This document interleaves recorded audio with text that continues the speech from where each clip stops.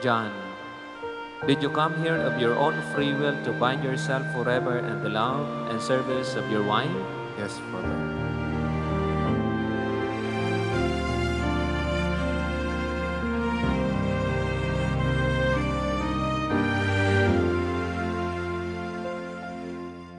Ikaw lamang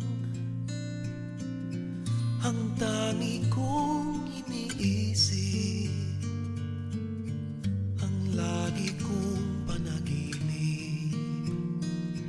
Tayong dalawa ay laging nagmamahalan. Today we're going to have a wedding ceremony.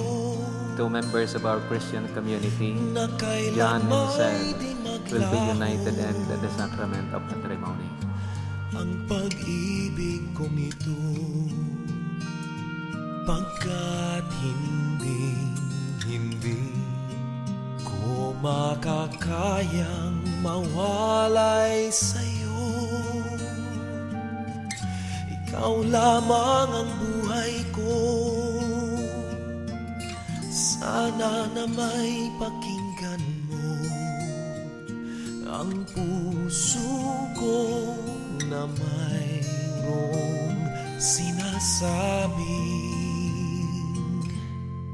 ikaw lamang ang tangi kong minamahal, ang lagi kong dinasal.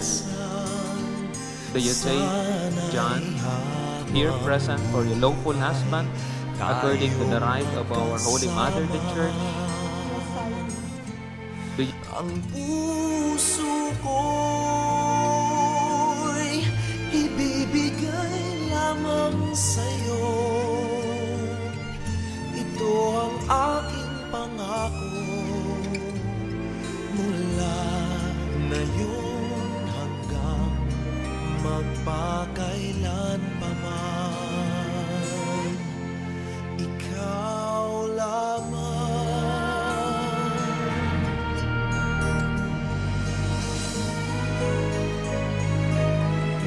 Ikaw lamang ang buhay ko, sana giliw pakinggan mo ang puso ko na mayroong sinasabing ikaw lamang.